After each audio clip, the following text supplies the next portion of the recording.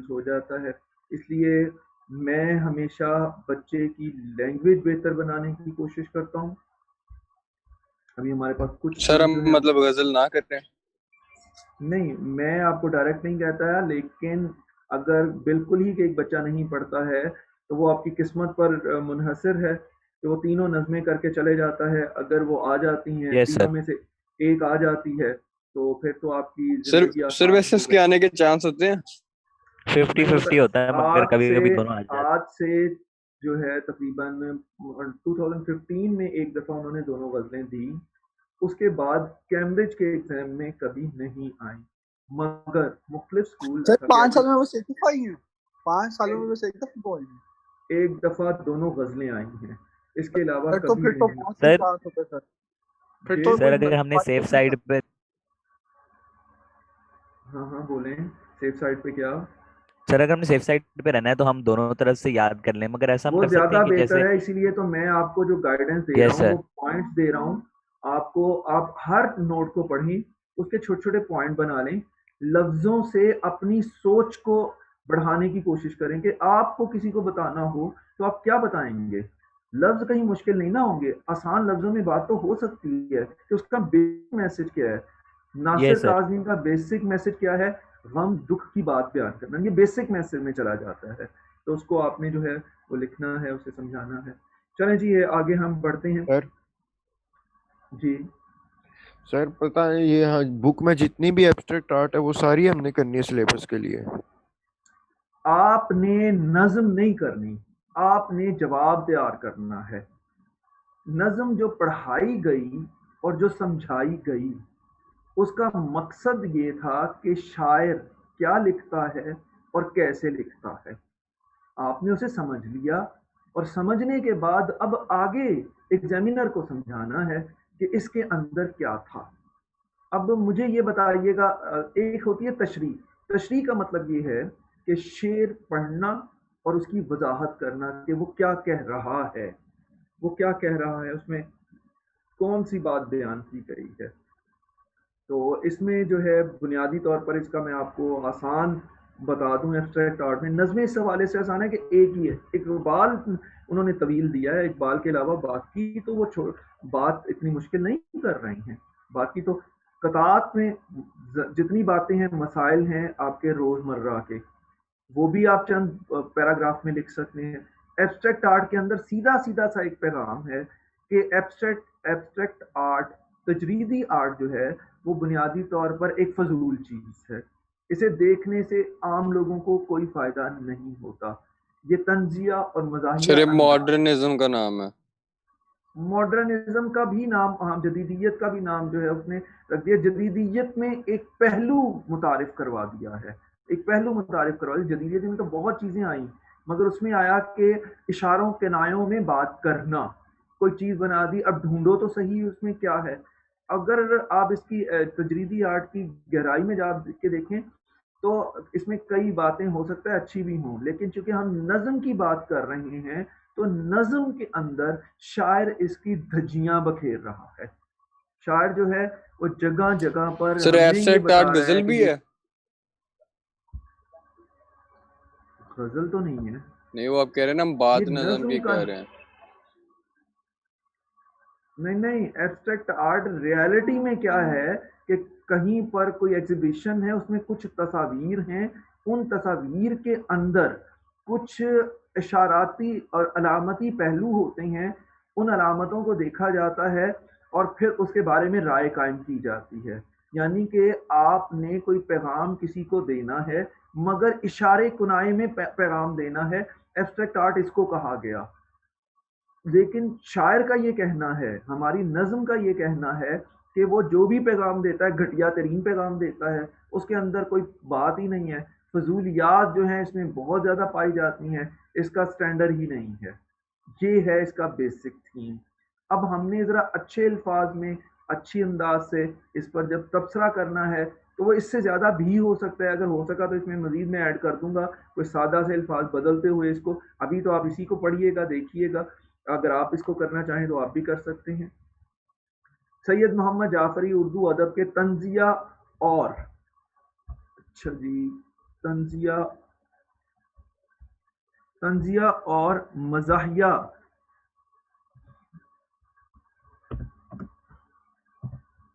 तंजिया और मज़ाहिया शायर हैं। शायरी में एक नुमाया मुकाम रखते हैं। उन्होंने मज़ाहिया शायरी को फक्कड़पन और लग़वियात से जुदा किया है। असल में मज़ाहिया शायरी हमारे यहाँ क्या एक दस्तूर है, छोटी छोटी फजूल किस्म की बातें बयान करना और उसके मुताबिक हंसते चलने जाना। आप देखें कि स्टेट ड्रामों में भी जो हम मजाक की बात करते हैं, स्टेट ड्रामों ने भी कितनी फजूलियात को उसमें शामिल किया, जिसे हम जुगतबाजी को जो है वो मजाक कहकर पुकारते हैं, मगर अदब में ये ऐसी बातें नहीं हैं। उसमें तो थोड़ा सा शाइस्तापन, तुम दूसरों का लिहाज तमीज़ का मुजाहरा करना भी सब है। लग़वियात का मतलब है फजूल बात जिसका सर पैर ना हो। फक्कड़पन भी घटिया के लिए लफ्ज़ है। ज़राफ़त के साथ साथ तंज के नश्तर को भी मज़ाह गो शायरों ने इस्लाह माशरा के लिए बरता है। तंज का नश्तर, नश्तर छुरी कांटा बुनियादी तौर पर वो वेपन या वो चीज़ है कि जिसके ज़रिए एक जर्राह सर्जन जो है ऑपरेट करता है, ऑपरेशन करता है और छोटी जिस्म को काट रहा होता है और मुख्तलिफ औजार जो है वो इस्तेमाल करता है। तो ये नश्तर तलवार के लिए, छुरी के लिए लफ्ज़ इस्तेमाल किया जाता है। वो कहते हैं जी मज़ाह के साथ, ज़राफ़त का मतलब है हंसना हंसाना, मज़ाह के साथ जब तंज शामिल कर दिया जाता है तो बहुत से मज़ाह निगार इसके ज़रिए जो है इस्लाह माशरा का काम लेते हैं। इन्होंने भी यही काम किया। वो समाजी और सियासी नाहमवारियों को मौजू बनाते हैं। अच्छा, नाहमवारी नामुनासिब बात। अब इसके लिए यहाँ पर ये भी लफ्ज़ माशरे की फजूल तरीन बातें, तो ये फजूल एक अच्छा लफ्ज़ नहीं है, इसलिए लफ्ज़ों के चुनाव पर भी ज़ुबान में थोड़ा सा गौर कर लिया जाता है, हम उसको बदल देते हैं थोड़ा सा। समाजी और सियासी नाहमवारियों को मौजू बनाते हैं और तंजिया अंदाज में तस्वीर कशी करते हैं। उनका तेज़ मुशाहिदा शायरी के सांचे में ढल कर हक़ाइक़ दिखाता है। सर तेज़ नाहमवारी क्या मुशाहिदा होती है? जी क्या नाहमवारी क्या पूछा? होती है?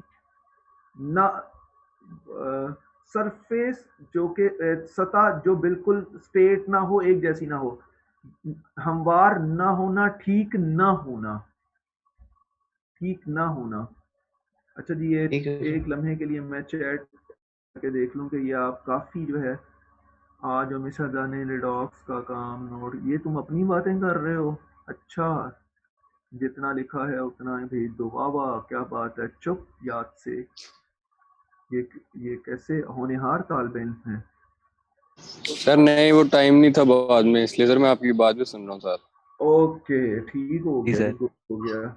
अच्छा जी, उनका तेज मुशाहिदा, ऑब्जर्वेशन बड़ी तेज है। कुछ लोगों की ऑब्जर्वेशन बहुत तेज होती है। ये आप घर में गिरदोनवा में भी देखिएगा, देखना और बात को इतनी गहराई से देखना जिसका हम सोच भी नहीं सकते। फिर वो देखी हुई बात को शायरी के सांचे में ढालते हैं और हकीकत को बयान करते हैं। एब्स्ट्रैक्ट आर्ट क्या है, इसका जवाब 2 लाइनों में दिया गया है, जरा गौर कीजिएगा। एब्स्ट्रैक्ट आर्ट को तजरीद का फ़न भी कहते हैं। इस फ़न में मुसव्विर मुख्तलिफ अजसाम या अशकाल के मुख्तलिफ हिस्सों को मिलाकर एक निराली शक्ल बना देता है जो बज़ाहिर कुछ नज़र आती है मगर इससे मुराद कुछ और होता है। इसमें अलामती अंदाज को ख़ास अहमियत हासिल होती है। नज़्म एब्स्ट्रैक्ट आर्ट में सैयद मोहम्मद जाफरी ने अपने तौर पर इस फ़न की मुख्तलिफ मिसालें कारी के सामने पेश की हैं। अपने तौर से अच्छा, और इस फ़न का मजाक उठाया है। अपने तौर पर इस फ़न की मिसालें कारी के सामने पेश की हैं और इस फ़न का मजाक उड़ाया है। बेसिकली जो है वो ये कहते हैं कि ये फ़न नहीं, ठीक है। अब तर्जमा जब हम करेंगे ना, यहाँ तर्जमे की नहीं बात है, यहाँ उस पर बहस की बात है कि वो कह क्या रहे हैं। तो वो यही कह रहे हैं कि फ़न का मजाक उड़ाया गया है। इस नज़म में जाफरी साहब ने खूब मज़ाक के रंग भरे हैं। उन्होंने एब्स्ट्रैक्ट आर्ट की हालत और मुख्तलिफ अंदाज दिखाते हुए तमाम पहलुओं को नहायत महारत और बारीक बीनी से जुज़ियात के साथ पेश किया है, जुज़ियात निगारी के साथ पेश किया है। कारी उनको पढ़ते हुए हंसी से लौट पौट हो जाता है। अब यहाँ पर देखिएगा कि एक सेंटेंस आया है जिसमें इसके फ़नी महासिल को भी ज़ेर बहस लाया गया। इस मज़ाक का रंग भरना ये फ़न है। حالت زار اور مختلف انداز دکھانا یہ فکر ہے. تمام پہلوؤں کو نہایت مہارت اور باریکی سے جزیات کے ساتھ پیش کیا ہے. جزیات نگاری کی بات کر دی، باریک بینی کی بات کر دی، تو یہ فن کے اندر چلا گیا. تو ایک ہی عبارت کے اندر، ایک ہی جملے کے اندر دونوں باتیں بھی لکھی جا سکتی ہیں. یہ لکھنے والے کا کمال ہے کہ وہ لکھ کیا رہا ہے. چاہو تو الگ کر دو، چاہو تو اکٹھا کر دو. قاری ان کو پڑھتے ہی ہنسی سے لوٹ پوٹ ہو جاتا ہے. کیسے؟ آگے مثال ہم نے دے دی ہے. ایبسٹریکٹ آرٹ کی دیکھی تھی نمائش میں نے، کی تھی از راہ مروت بھی ستائش میں نے. آج تک دونوں گناہوں کی سزا پاتا ہوں. لوگ کہتے ہیں کہ کیا دیکھا، تو شرماتا ہوں. دیکھا بتا نہیں سکتے ہیں، وہ شرما جاتے ہیں. تو اس میں انسلٹ کا پہلو، تذلیل کا پہلو جو ہے وہ بھی پایا جاتا ہے. یہاں پہ کون سے دو گناہوں کی بات کر رہے ہیں؟ ایک جس نے وہ زمائش دیکھ لی تھی. ہاں جی. اور ایک وہ آگے جا کے پہلی دفعہ جو گیا تھا. نہیں، اس میں آگے جا کے اس کا بھی ہے. آج تک دونوں گناہوں کی سزا پاتا ہوں. نمائش میں دیکھی، نمائش دیکھ لی اور اس پہ جو ہے وہ اظہار رائے بھی کرنے کے لیے کہا گیا. تو یہ جو ہے دونوں ہی باتیں اس کے لیے مشکل ہیں. ان کا کلام معتبر اور پرکشش ہے. یہ جو ہے اس کا پہلو ہے فن کا. یہ تمام باتیں جو ہیں فن کے لیے بیان کی گئی ہیں. ان کا کلام معتبر اور پرکشش ہے. معتبر کہتے ہیں قابل اعتبار، پرکشش اٹریکٹیو. طنز و مزاح کی چاشنی بڑھانے کے لیے جعفری صاحب تزمین کے ذریعے کے فن سے کام لیتے ہیں. تزمین کا فن کیا ہے؟ بنیادی طور پر کسی ایک شاعر کا کوئی ایک مصرع اٹھانا اور اپنی شاعری میں جو ہے اسے مکس اپ کر کے جو ہے وہ دکھا دینا، وہ تزمین کا فن کہلاتا ہے. وہ اپنے کلام سے اپنے کلام میں دوسرے معتبر شاعروں کے مصرے یوں مدغم کرتے ہیں کہ وہ بھلے معلوم ہوتے ہیں. تلمیحات، تشبیہات اور محاورات کے برمحل استعمال سے نظم کی رنگینی کو چار چاند لگ جاتے ہیں. یہ انداز بیان کا پیراگراف ہے جس میں آپ نے بتا دیا کہ آپ جانتے ہیں کہ وہ کیا کر رہے ہیں. یہ بھی ضروری ہے کہ آپ اس کے انداز بیان یا فنی، اگر وہ فن کو پوچھ لیتا ہے تو اس کے اندر وہ تمام لفظ موجود ہوں گے. اگر فکر کو پوچھتا ہے تو وہ بھی ساتھ ساتھ چلتے ہوئے آگے بڑھ رہے ہیں. اس کا مزید اس میں باتیں شامل مثال کے طور پر آپ کسی شعر کو لیتے ہیں اور شعر کو جو ہے اس وضاحت کے ساتھ ساتھ جو ہے اپنی گفتگو کو آگے بڑھا دیتے ہیں. تو وہ ذرا طویل ہو جانا تھا، اس لیے تھوڑا سا کم کیا ہے. اگر ہوا تو بعد میں ایک دو پیراگراف میں سمجھانے کے لیے ایڈ کر دوں گا. سید محمد جعفری کے مطابق ایبسٹریکٹ آرٹ کی نمائش دیکھ کر ہمیں ذہنی لطف اور تسکین حاصل نہیں ہوتی، اور ایسی نمائش کے فن پارے ملاحظہ کرنے سے وقت کے ضیاع کا احساس بڑھ جاتا ہے. یہ اس کا بیسک تھیم ہے. وہ کہہ کیا رہے ہیں؟ وہ یہ کہہ رہے ہیں کہ یہ فضول چیز ہے. کوئی نہ تو ذہنی لطف حاصل ہوتا ہے، نہ ہم قلبی سکون پاتے ہیں. ہم وہاں پر گئے اور جانے کے بعد جو ہے مختلف چیزوں کو دیکھتے ہیں. اگر کوئی کم ذہنی استعداد رکھتا ہے تو اس کا نتیجہ یہ نکلتا ہے کہ وہ تو اس آرٹ سے بہرہور نہیں ہو سکتا. وہ یہ چیز کہنے کی کوشش کر رہے ہیں.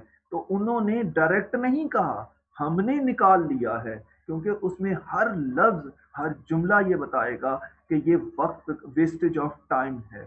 یہی اس کا بیسک میسج ہے. اور ایسی نمائش کے فن پارے ملاحظہ کرنے سے وقت کے ضیاع کا احساس بڑھ جاتا ہے. شاعر کے مطابق اس فن یا آرٹ کی بنیاد اوریانی، فحاشی اور بے حیائی پر رکھی گئی ہے. اوریانی کہتے ہیں ننگا پن، جس میں جسم پر لباس موجود نہ ہو. فحاشی جو ہے فحش باتیں، گندی یا بری باتیں. بے حیائی شرم کا پہلو نہ پایا جانا. یہ دیکھیں، میں اس کی لفظوں کی وضاحت کروں گا تو وہ تفصیل ہے. اس نے لفظوں کی وضاحت نہیں پوچھی. اس نے تو جی کہا ہمیں ہے 9-10 میں بالکل کچھ اور پڑھایا تھا، اس میں تو پتہ نہیں کچھ اور ہی تھا بالکل. لیکن تبصرہ تو یہ کہلاتا ہے. مجھے نہیں معلوم کہ اسی لیے اب یہی پڑھا تھا سر. یہی پڑھا تھا. اوکے، گڈ ہو گیا. اصل میں سر جی آپ کو کچھ ڈفرینٹ ٹیچرز تھے نا 9 کے اندر، تو سر انہوں نے تو کچھ اور ہی پڑھایا تھا سر.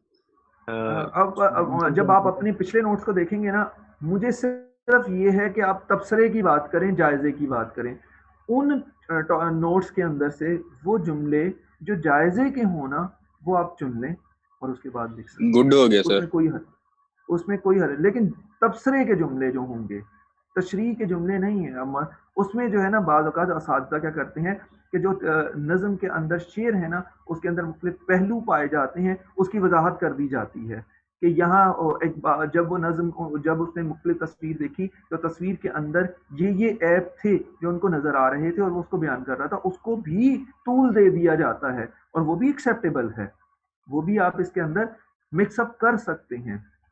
اس نظم میں بے ساختگی، روانی اور فطری آہنگ موجود ہے. اچھا، اس پیراگراف پر ذرا غور کیجئے گا. اس پیراگراف کے اندر 3 باتیں ہیں جو تینوں اکٹھی چلی ہیں. اس میں سب سے پہلا بتایا گیا مرکزی خیال یا بنیادی پیغام، پہلی لائن. دوسری لائن میں جو ہے وہ اس کو فکری جائزے پر مبنی کر دیا گیا، اور تیسری لائن میں اس کو فنی لحاظ سے جو ہے وہ بھی اس میں فنی لحاظ سے بھی بات کر دی گئی. تو آپ نے دیکھا کہ یہ باتیں ایک جگہ پر مکس اپ ہو سکتی ہیں، ضروری نہیں ہے کہ آپ الگ الگ سوال بنائیں اور الگ الگ لے کر چلیں. اس نظم میں بے ساختگی، روانی اور فطری آہنگ موجود ہے. آہنگ انداز ہے. سر یہ اس بنا فطری یعنی کیا ہے؟ فطری قدرتی، یعنی کہ انہوں نے زبردستی نظم کو نہیں بنایا. ایک ہوتا ہے شاعر قافیہ پیمائی کرتا ہے. شاعر جب شعر لکھتا ہے تو وہ الفاظ کو ملا ملا کر یوں بناتا ہے کہ دوسرے کے لیے ایکسیپٹیبل ہو جائے، کہ جو ریکوائرمنٹ علم عروض کی پوری کر دے. دوسرا طریقہ کار یہ ہے کہ شاعر نیچرلی شاعر ہے، پیدائشی شاعر ہے، وہ یوں بات کرتا ہے کہ خود بخود لفظ شعر کے سانچے میں ڈھل کر سامنے آتے ہیں. سر وہ پیدائش شاعر ہوا ہے؟ نہیں، پیدا نہیں شاعر ہوا، اس کے اندر یہ خصوصیت پیدائشی طور پر پائی جاتی ہے. پیدائشی طور ٹھیک پر ہے یہ خصوصیت پائی جاتی ہے. خصوصیت ہے نا شاعری. میں آپ کو شاعری کے بارے میں جب میں نے اقبال کو پڑھایا تھا تو میں نے اس وقت بھی آپ کو کہا تھا کہ شاعری کے بارے میں یہ تصور ہے، شاعری از جزو پیغمبری از. شاعری جو ہے پیغمبری کے اجزاء میں سے ہے. جس طرح پیغمبروں پر وحی اترتی ہے اس طرح جو صحیح شاعر ہے اس کے دل پر شعر اترتا ہے، وہ خیال آتا ہے اور وہ لفظ میں ڈھال دیتا ہے. میرے یا آپ کے ذہن میں وہ خیال پیدا نہیں ہو رہا ہے جس کی وجہ سے ہمیں نہیں پتا کہ شعر ڈھلتے کیسے ہیں. ٹھیک ہے جی، یہ ہے فطری آہنگ. اس بنا پر نظم کا ردھم اور ترنم کاری کو اپنی طرف مائل کرتا ہے. رائمنگ ورڈز بھی اس میں سے، ردھم جو ہے رائمنگ ورڈز کے لیے ہے، اس کے اندر جو ایک مخصوص کھنک ہے، جو ایک الفاظ کی کھنکھناہٹ اور تکرار ہے، وہ خوبصورتی پیدا کر رہے ہیں. یہ فن کے متعلق الفاظ لکھے گئے ہیں. تو یہ کون سی لائن ہے سر یہ جو آپ ابھی آپ نے پڑھی ہے؟ بالکل آخری. اس بنا پر ٹھیک ہے نظم سر. کا ردھم اور ترنم کاری کو اپنی طرف مائل کرتا ہے. اور سر ردم جو ہے وہ اردو کا بھی ہے اور انگلش کا بھی ورڈ ہے؟ رائٹ، ہاں جی، بیسکلی انگلش کا ہی ہے، اردو میں بھی مستعمل ہوا تو اسے بدل کے استعمال کر لیا گیا. سر ہم ردم کی جگہ پہ اردو کا ورڈ کون سا استعمال کریں؟ یہ اردو میں ہی دیکھیں، زبان کی وسعتیں تو ہیں. اب آپ جو ہے میر امن دہلوی کی پرانی زبان تو نہیں لا سکتے ہیں.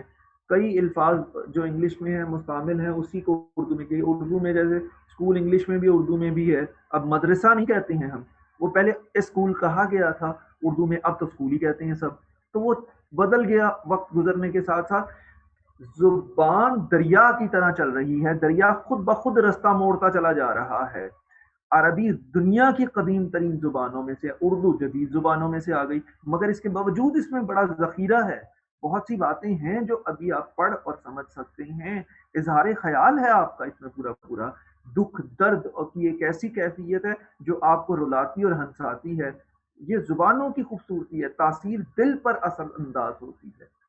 سر یہ ردم اور ترنم ایک ہی چیز نہیں ہوتی؟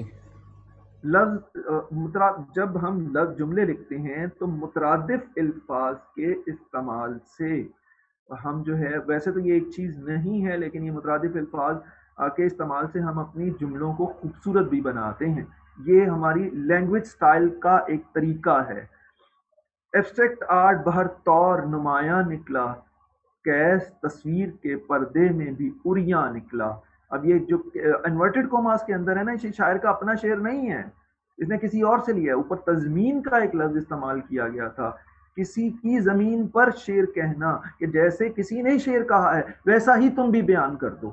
تو ہمارے اکثر شاعر جو پرانے شاعروں کو پڑھتے ہیں، جیسے انہوں نے لکھا تم بھی لکھ جاؤ جا کے. کاپی ہے نا، اس کے انداز سے بات کرنی ہے ہم نے. تو یہ یہاں پر میں مثال دے رہا ہوں آپ کے سامنے. شاعر ہمیں یہ پیغام دیتے ہیں کہ مصوری کی یہ نمائش، اب یہ اس میں تکرار بھی ہوگی. اس تکرار کی ایک وجہ ہے، میں آپ کو بتاؤں، میں نے اس کے بارے میں بہت سوچا.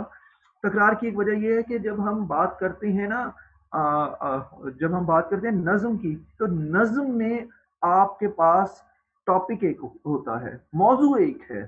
ایک موضوع کو آپ نے مختلف پہلوؤں سے بیان کرتے چلے جانا ہے. اسی بنا پر تکرار آ جاتی ہے. شاعر ہمیں یہ پیغام دیتے ہیں کہ مصوری کی یہ نمائش بیکار ہے، جس میں الٹی سیدھی لکیریں کھینچ کر لوگوں کو متاثر کرنے کی کوشش کی گئی ہے. ان کے مطابق ایسی مصوری مغرب کے چند شریر لوگوں کی سازش تھی، جسے ہمارے ہاں مغرب پرست اور فیشن پرست حلقوں نے بلا سوچے سمجھے اختیار کر لیا، اور اب ان بے سر و پا تصاویر کے ذریعے اظہار خیال کیا جاتا ہے. اچھا جی، ان کے مطابق میں نے ایک لفظ لکھا ہے. دیکھیں، آپ جب یہ کہہ دیتے ہیں نا کہ ان کے مطابق، تو اس کا مطلب یہ ہے کہ آپ کا نقطہ نظر نہیں ہے، آپ اس کے بارے میں ڈسکشن جو کر رہے ہیں وہ ان کی سوچ کو لوگوں تک پہنچا رہے ہیں. جب آپ اپنی سوچ پہنچائیں گے تو پھر آپ اس میں اپنی بات کو لکھیں گے. تو انہوں نے یہ بات کہی ہے کہ یہ بیسکلی جو ہے کوئی اہمیت نہیں رکھتا اور ایک فضول سی چیز ہے جو ہمارے سامنے آ گئی ہے. بے سر و پا، جس کا سر ہو یا جس کا سر ہو نہ پیر ہو. سید صاحب اس فن کا مضحکہ اڑاتے ہیں. مضحکہ کا لفظ میں بہت دفعہ استعمال کر چکا. مجھے بتائیں گے کہ مضحکہ کیا ہے؟ مضحکہ خیز، مذاق. کیا مطلب؟ مذاق اڑانا، مذاق اڑانا، مزاحیہ انداز میں طنز کرنا. لفظی ترجمہ جو لغت کے مطابق ہے وہ ہے ہنسانے والا. ہنسانے والا، ہمارے ہاں ہنسی، ہنسانا، ہنسی بولتے ہیں، بلکہ نون بھی ہے اس میں. تو آپ لفظوں کی ادائیگی اور تلفظ پر غور کریں. ہنسانا، نون بولنا ہے آپ نے. ہنسانے والا، اس فن کا مذاق اڑاتے ہیں، وہ بھی ٹھیک بن جاتا ہے. وہ اپنے کلام کو طنز و مزاح کی چاشنی اور امتزاج سے مؤثر اور پرکشش بناتے ہیں. ان کو ہر تصویر ایک نیا تاثر دیتی ہے، مگر گزرتے ہوئے ہر لمحے کے ساتھ ان کی حیرانی بڑھ جاتی ہے. وہ مصور کی منطق سمجھنے سے قاصر ہیں. منطق لاجک کے لیے لفظ ہے، یعنی کہ کس طرح دلیل دے رہا ہے، وہ مصور کیا سمجھانے کی کوشش کر رہا ہے، وہ یہ سمجھ ہی نہیں پا رہے ہیں. کمال فن کی تصویر ان کو بھینس پر لگی اونٹ کی سی گردن کی مانند دکھائی دیتی ہے. ہر نئے شہ پارے کو دیکھنے کے بعد شہ پارا ماسٹر پیس، بہترین چیز شہ پارا اسے کہتے ہیں، دیکھنے کے بعد وہ دریائے حیرت میں غوطہ زن ہوتے ہیں.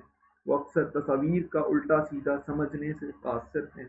وہ نقاد کی تنقید پر بھی اعتراض کرتے ہیں. اچھا جی، اب نقاد کی تنقید، آگے جا کے کچھ شعر نقاد کے بارے میں بھی ہیں اور ان کی ان سے بحث بھی ہوئی، وہ بھی شعر اس میں موجود ہیں. اگر اس کو بڑھایا جائے تو ان کے بارے میں بھی جو ہے وہ شامل کیا جا سکتا ہے. ایک تصویر کو دیکھا جو کمال فن تھی، بھینس کے جسم پر ایک اونٹ کی گردن تھی. وہ کمال فن کے بہترین آرٹ جو ہے نظر آ رہا ہے. تو جب میں نے غور کیا تو وہ کیا تھا، وہ جسم بھینس کا تھا اور اس کے اوپر گردن جو ہے اونٹ کی بنائی گئی تھی. وہ کہتا ہے اب میں اس سے کیا نتیجہ اخذ کروں، میرا ذہن جو ہے وہ متحرک نہیں ہے، میں اسے سمجھنے سے قاصر ہوں. ٹھیک ہے جی، ہمارے پاس 10 منٹ باقی ہیں اور میں کوشش کرتا ہوں کہ اسے مکمل کر دوں تاکہ ہمارے 2 کام جو ہے وہ مکمل ہو جائیں. اور اس کو جو ہے میں اس میں بھی بھیج دوں گا GCR پہ، آپ لوگ لکھ لیں گے، کر لیں گے. جی سر کر لیں گے. ایک آواز آئی ہے جی بمشکل، سر کر لیں باقی گے. سب خواب خرگوش کے مزے کر لیں گے سر، امید انشاءاللہ. واہ واہ، शाबाश शाबाश। ओ कोई हलचल होनी चाहिए तुम्हारे अंदर, कोई पता चले कि तुम भी जिंदा हो। सर वैसे बोल के सर जी। अरे जमाने की तलखियों ने मार डाला है।